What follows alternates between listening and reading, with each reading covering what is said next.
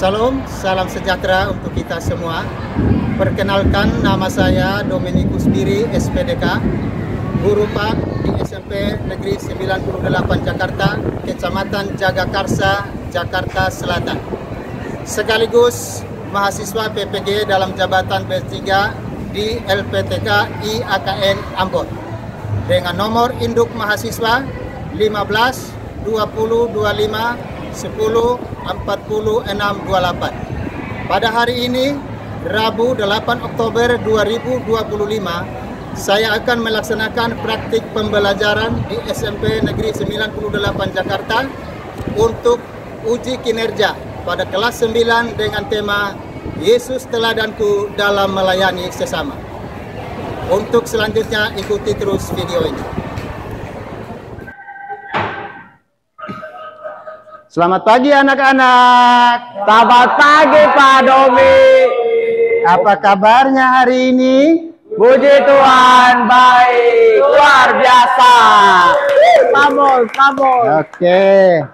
Puji Tuhan, semua baik ya. Sebelum kita memulai pelajaran hari ini anak-anak, kita bangkit berdiri. Oke. Kita akan memuji Tuhan dulu biar kita semakin semangat untuk belajar hari ini. Kita memuji Tuhan dengan satu lagu, Happy Ye Ye Happy Ya Ya. Semua tahu? Oh, tahu. Kita angkat lagu ini. 1, 2, 3. Happy ya ya ya, happy ye ye ye. Saya senang jadi anak Tuhan. Siang jadi kenangan, malam jadi impian, cintaku semakin mendalam. Satu kali lagi.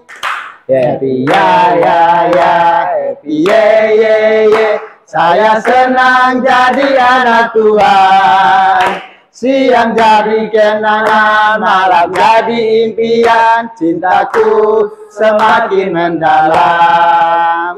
Oke? Sebelum kita lebih jauh dalam pembelajaran hari ini, kita alangkah baiknya mengawali dengan doa. Bapak minta Max untuk pimpin kita di dalam doa. Oke, siap. Oke. Mari teman-teman, sebelum kita mulai pelajaran pada pagi hari ini, kita berdoa terlebih dahulu. Salam, selamat pagi Bapak, terima kasih kami semua dapat berkumpul pada ruangan aula pada pagi hari ini Tuhan. Nanti kami ingin belajar firman-Mu, agar kami dapat mengerti maksud dan arti dari firman-Mu, sehingga kami dapat melakukannya dalam hidup kami sehari-hari. Terima kasih Bapak, haleluya, amin. Amin, terima kasih Max. Oh ya, mantap. Oke, anak-anak dipersilakan duduk kembali. Oh ya, mantap. Aduh. Baik, sebelum kita memulai pelajaran, Bapak akan absen dulu tentang kehadiran hari ini. Apakah semua hari ini hadir? Hadir. Puji Tuhan, berarti semua hadir ya. Baik, kalau semua hadir, anak-anak sekalian, pelajaran hari ini kita akan masuk ke bab 4. Ya, masuk di bab 4, yaitu topiknya tentang Yesus Teladanku dalam Melayani Sesama. Ya.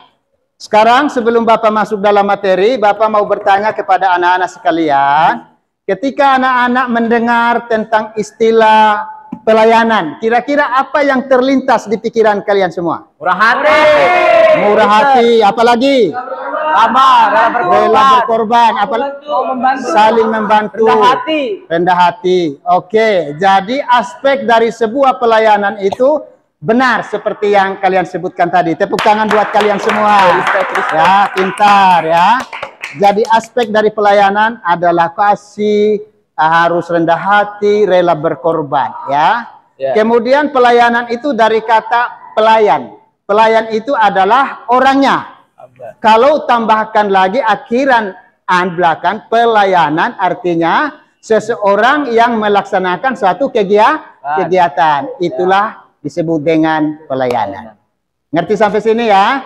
Oke, selanjutnya kita akan masuk dalam materi pada hari ini anak-anak sekalian. Bapak sudah buat PowerPoint-nya, jadi silakan nanti anak-anak nyimak PowerPoint yang Bapak buat ya.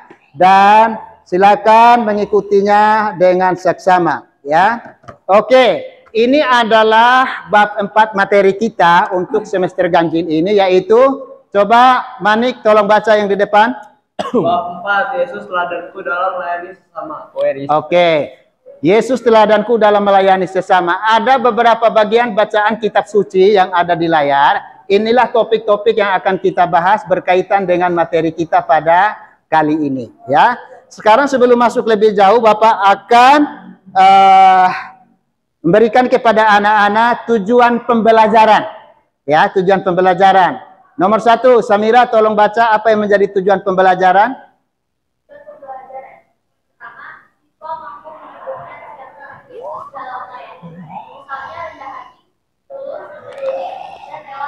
Oke, tujuan pembelajaran yang pertama, persis seperti yang anak-anak sebutkan tadi, bahwa pelayanan itu aspeknya ada di sana. Ya, rela berkorban, kasih, dan lain sebagainya. Itu tujuan pertama. Ya, dari tujuan ini nanti anak-anak diharapkan supaya bisa mengaplikasikan dalam kehidupan nyata di sekolah maupun di lingkungan masyarakat dan di rumah. Ya, yang kedua, tujuan yang kedua, silakan Ramos, tolong bacakan. Yang kedua, siswa mampu memberikan contoh konkret tindakan Yesus dalam melayani orang lain.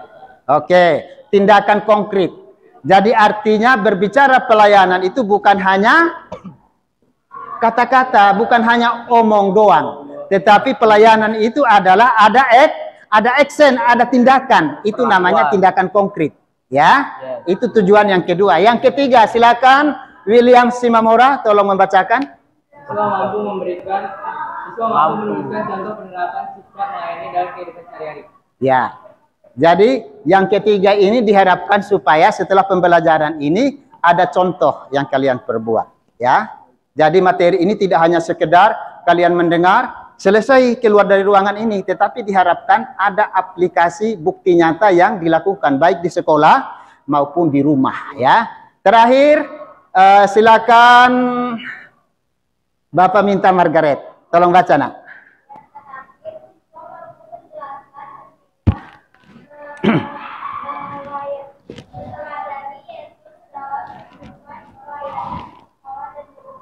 Oke, ini ya, jadi yang terakhir itu menjelaskan pentingnya meneladani Yesus.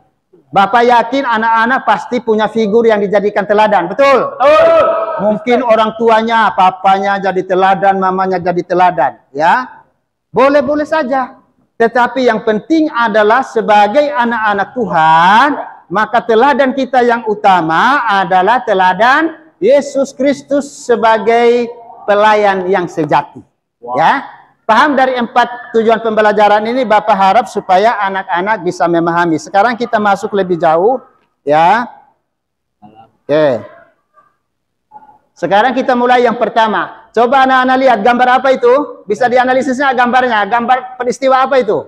Yesus membasuh kaki muridnya. Tuhan Yesus membasuh kaki murid-muridnya. Ini adalah contoh pertama yang kita akan pelajari dari materi ini tentang Yesus teladanku dalam melayani sesama. Ya, jadi Yesus adalah Tuhan, tetapi Dia mau merendahkan dirinya untuk melayani murid-muridnya. Ya, nah, ini penting. Nanti kita akan lihat selanjutnya. Kira-kira pelajaran apa yang kita dapat dari contoh pelayanan Yesus membasuh kaki murid-muridnya. Ya, yang pertama, ya, Max Hutapea, tolong baca yang pertama pelajaran. Oke. Yesus mengajarkan kerendahan hati yang sejati. Yesus yang adalah Tuhan dan Guru rela melakukan pekerjaan yang biasanya dilakukan oleh hamba atau budak. Ini menunjukkan bahwa jabatan atau kedudukan tidak menjadi alasan untuk tidak melayani. Oke, cukup dulu. Perhatikan, ya. Yesus yang adalah Guru dan Tuhan, tetapi dikatakan di situ tadi, Dia rela melakukan pekerjaan yang semestinya dilakukan oleh seorang hamba atau budak. Ya, Bapak perlu jelaskan kepada anak-anak sekalian, pada zaman dulu, seorang budak atau hamba itu beda dengan seorang pembantu kita di Indonesia. Zaman Yesus, yang dikatakan hamba atau budak itu adalah seseorang yang hidupnya itu sudah dimiliki oleh tuannya. Ya, jadi kalau misalkan Bapak kasih contoh, Bapak tuannya, kemudian si Mamora hambanya Pak Domi, berarti seluruh hidupnya si Mamora itu tergantung Pak Domi. Kalau dia bersalah, terserah Pak Domi mau diapakan dia. Ya, Pak Domi mau mohon maaf potong kakinya, terserah, karena seluruh hidupnya udah menjadi milik tuannya. Ya, jadi itu. Kemudian kebiasaan pada zaman kuno, pada zaman dulu waktu Yesus lahir, ketika seseorang tamu datang ke sebuah rumah, maka tamu itu wajib kakinya dicuci oleh pembantu rumah itu. Ya. Kenapa? Karena daerah di sana dulu itu daerahnya banyak debu. Ya, jadi setiap kali semua rumah orang-orang pada zaman dulu waktu Yesus hidup itu rumahnya di depannya ada gentong air. Tahu gentong air? Tempat berisi air, tujuannya apa? Supaya setiap tamu yang datang, mereka cuci kaki dulu, baru bisa masuk ke dalam rumah. Tamunya bukan cuci kaki sendiri, yang mencuci kaki tamunya adalah budak, hamba atau budak orang yang punya rumah itu. Nah, pekerjaan itulah yang dilakukan oleh Tuhan Yesus kepada murid-muridnya. Padahal dia guru dan Tuhan. Wow. Ini teladan yang pertama. Jadi teladan yang pertama adalah kerendahan hati. Dalam melayani harus ada kerendahan hati, ya, supaya pelayanan itu berjalan dengan baik. Ini yang pertama yang kita bisa belajar dari pelajaran Yesus teladanku dalam melayani ketika dia membasuh kaki murid, rendah hati. Ya, pekerjaan yang tidak seharusnya dia lakukan, dia lakukan. Ya, yang kedua, silakan Bapak minta kembali saudara Ramos untuk membacakan yang kedua. Yang kedua, pelayanan yang didorong oleh kasih. Yesus melayani bukan karena kewajiban, tapi karena kasih yang tulus pada murid-muridnya. Dalam Yohanes 13 ayat 1 dikatakan dia mengasihi mereka sampai pada kesudahan. Cukup. Oke, yang kedua adalah dalam pelayanan itu harus didorong oleh kasih. Kasih itu adalah sesuatu yang tidak menuntut balas, ya. Kalau saya melayani seseorang, ya, Max misalnya, ya, maka Pak Domi tidak harus memasang sesuatu target yang akan Max berikan kepada Pak Domi, ya. Kalau begitu berarti saya sedang melayani bukan dengan kasih, tetapi ada imbalan yang diterima, ya. Tetapi di sini Yesus menyatakan bahwa melayani itu harus dengan kasih. Yang namanya kasih itu selalu memberi. Pernah kalian dengar lagu Kasih Ibu? Pernah? Kepada beta tak terhingga sepanjang masa. Kemudian hanya memberi, tak harap kembali. Ya kan? Hanya memberi, itulah kasih. Jadi ketika Tuhan Yesus melayani murid-muridnya, dia memberikan hatinya. Dari murid-murid yang dia layani ini, ternyata nanti kita lihat ada Yudas yang menjual Yesus, betul enggak? Ada Petrus yang menyangkal Yesus, betul enggak? Padahal Yesus sudah layani mereka. Artinya kasih itu tidak menuntut balas. Ya, oke, itu poin yang kedua. Kemudian yang ketiga, anak-anak sekalian, yang kita dapatkan dari pelajaran ini adalah, silakan Saudara Reina Sidabutar tolong membacakan poin ketiga.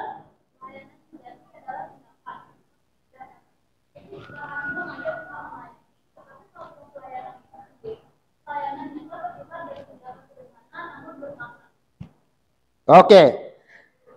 Pelayanan itu yang sejati adalah tindakan, bukan hanya kata-kata. Ya. Aku mengasihimu. Selesai sampai di situ? No. Pelayanan itu akan disebut sebuah pelayanan yang sejati ketika Reina berkata kepada Samira, saya mau menolongmu. Apa yang kamu tolong? Memberikan sesuatu yang dia butuhkan. Kalau ada padamu. Ya. Melihat orang lain sedang kesusahan, apakah kita hanya cukup mengatakan bahwa kasihan ya?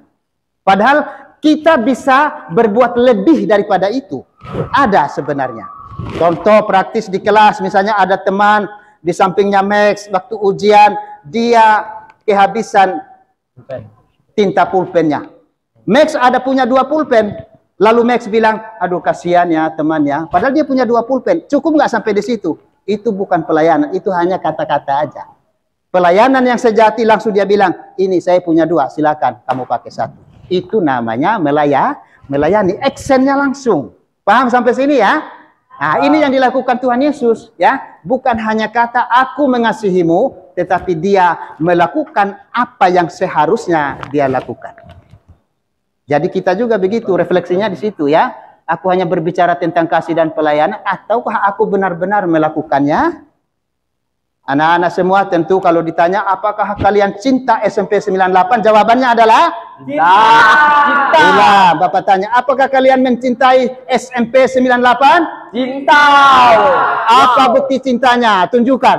Belajar sungguh-sungguh. Belajar sungguh-sungguh, apa lagi?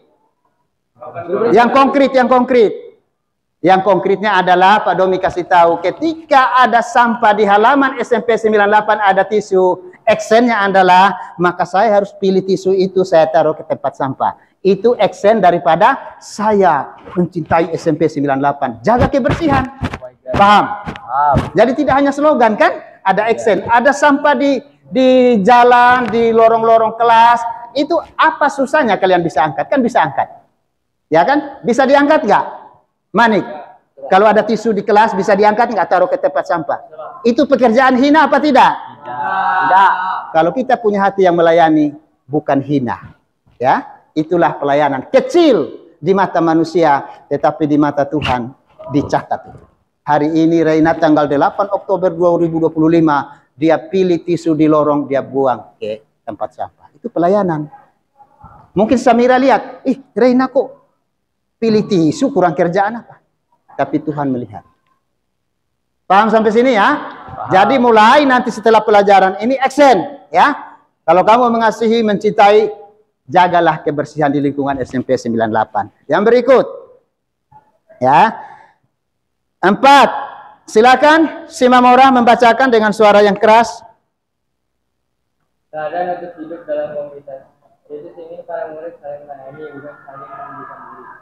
Gereja dan protestan seharusnya menjadi komunitas yang hidup dalam semangat saling melayani.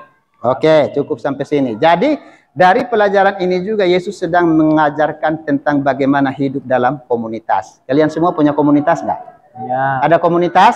Ya. Pastikan ada kelompok-kelompok, ya kan? Nah, dalam kelompok itu ada sesuatu hal yang perlu kita pelihara supaya awet. Ya, supaya awet kelompok itu, yaitu salah satunya adalah milikilah hati yang mau melayani, mendahulukan kepentingan orang lain. Ya, jangan kita menjadi manusia yang egois.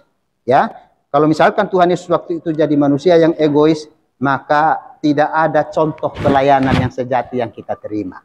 Ya, jadi perhatikan di situ, apakah kita sudah menjadi berkat buat komunitasku, di rumah, di sekolah, di lingkungan bermain, itu harus punya prinsip, aku harus jadi berkat. Itu baru namanya melayani. Paham sampai sini ya? Oke, ini adalah bagian pertama dari contoh pelayanan Tuhan Yesus, ya, membasuh kaki murid-murid. Coba lihat gambar yang Bapak buat di PowerPoint. Gambar apa ini kira-kira? Yesus. Dalam kisah Alkitab pernah membacanya? Kisah apa ini? Gambar apa ini? Yesus menenangkan badai. Yesus menenangkan badai yang sedang menghantam murid-muridnya.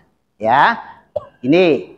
Jadi pelayanan Yesus yang berikut adalah bagaimana Tuhan Yesus memberikan ketenangan, kedamaian ketika hidup sedang dalam bahaya. Ya, itu juga pelayanan Tuhan Yesus.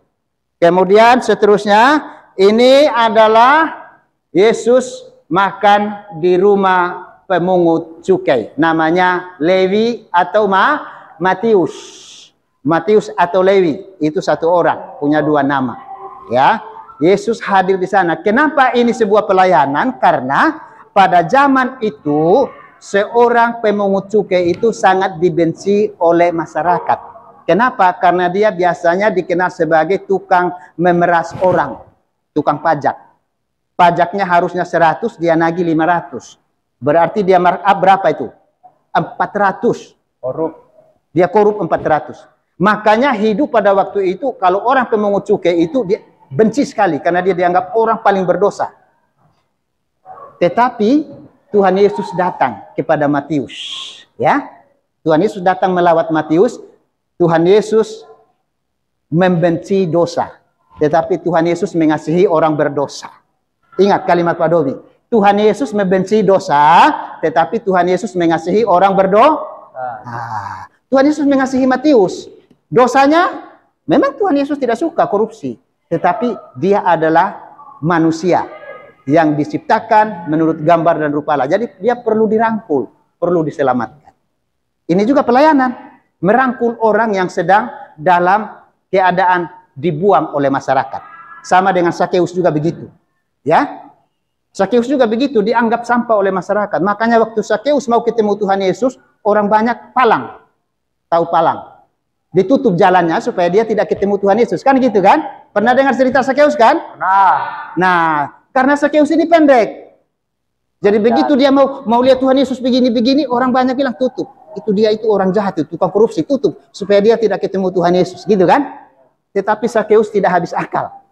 Ya, Sakeus dia namanya orang kecil kan, dia nyelinap gitu kan, langsung dia naik ke atas pohon. Ketemu Yesus, ketemu. Dari pertemuan itu Sakeus diselamatkan oleh Tuhan.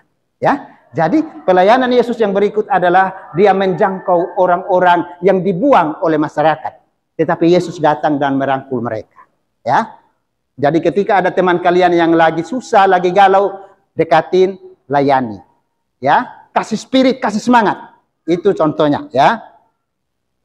Ini Yesus memberi makan 5.000 orang. Pernah dengar cerita ya? Ada. Banyak orang yang kelaparan saat itu. Lalu murid-murid Yesus bilang, "Guru, suruh mereka pulang."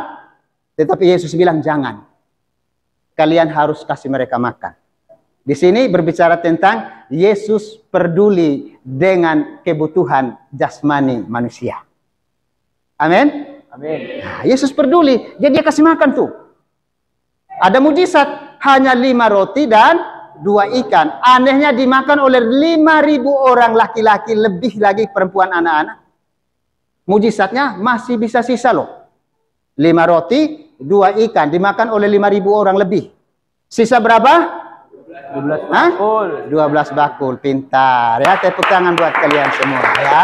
Oke, sisa 12 bakul. Nah, oke, dari semua jenis pelayanan Tuhan Yesus ini, ya, maka kita tiba kepada sebuah kesimpulan, penutup atau refleksi. Ya, kita sudah belajar nanti bagian-bagian pelayanan Yesus. Yesus membasuh kaki, kemudian apa lagi tadi? Pelayanan yang kedua, Menenangkan badai. menenangkan badai yang sedang mengamuk. Kemudian yang berikut adalah merangkul orang-orang yang dianggap sampah oleh masyarakat, dia rangkul. Dan yang ketiga, memberi makan kepada orang yang lapar. Ini semua pelayanan Tuhan Yesus yang menjadi contoh buat kita. Ya, makanya Yesus teladanku dalam melayani sesama, maka kita harus belajar untuk mempraktekkan apa yang diajarkan oleh kitab suci tentang pelayanan Yesus. Ya, oke. Nah, kemudian refleksinya buat kita. Pertama, silakan Max Hutapea baca lagi bagian pertama. Tidak ada pelayanan yang terlalu rendah bila dilakukan dengan kasih. 1. Kesimpulannya, tidak ada pelayanan yang hina atau yang rendah ketika kita melakukan dengan hati. Ya, semua pelayanan adalah untuk Tuhan. Tuhan mencatat, Tuhan menilai, dan pasti Tuhan membalas pada waktunya. Amin. Amin. Yang kedua, silakan Ramos. Melayani adalah panggilan tiap orang percaya, baik guru maupun murid. Perhatikan, melayani itu bukan hanya Pak Domi, bukan hanya Pak Pandu, bukan hanya Bapak Ibu guru di sekolah, tetapi kita semua ini adalah dipanggil untuk melayani. Jadi kalian juga adalah pelayan-pelayan. Melayani apa Pak Domi? Melayani ketika ada di sekolah, ketika ada sekolah tempat yang kotor, yang menurut kita ini tidak pada tempatnya, bereskan. Itu pelayanan. Ya, dalam rohani Kristen misalnya, terlibat di dalam kegiatan pimpin pujian, renungan, ketika kegiatan eskul ropris, itu melayani. Ya, jadi semuanya adalah pelayan. Karena Tuhan kita adalah satu, Tuhan yang menilai kita. Ya, jadi semua ada pelayan, bukan hanya guru ya, semua adalah pelayan. Kemudian yang ketiga, silakan si Mamora dengan suara keras tolong dibacakan bagian ketiga.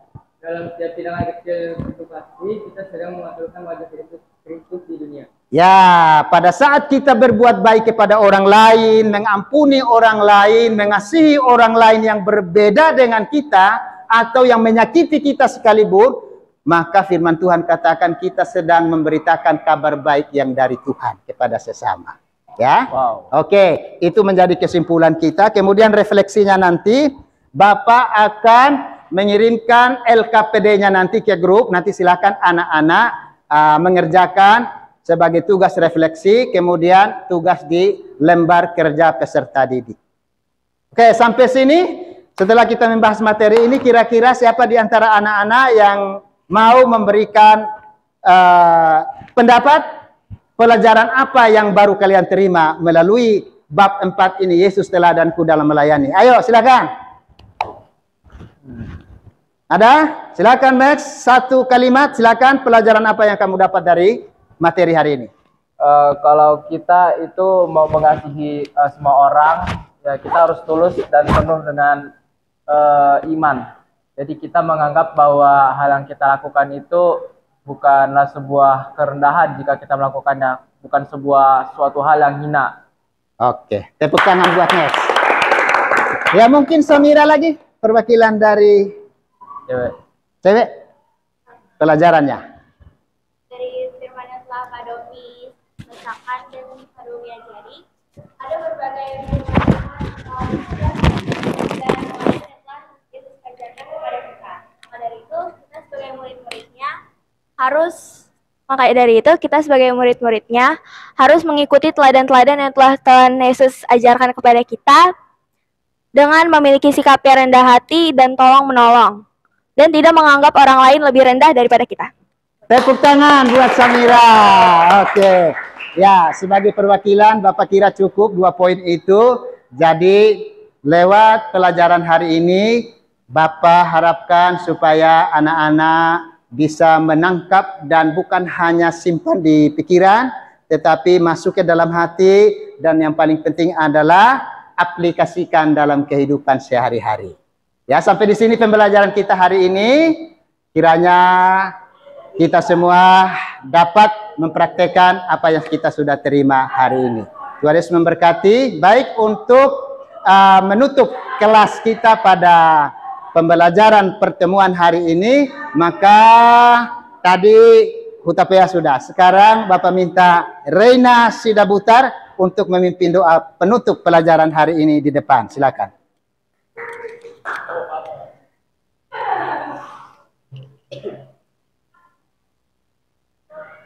Mari semuanya kita bersatu dalam doa.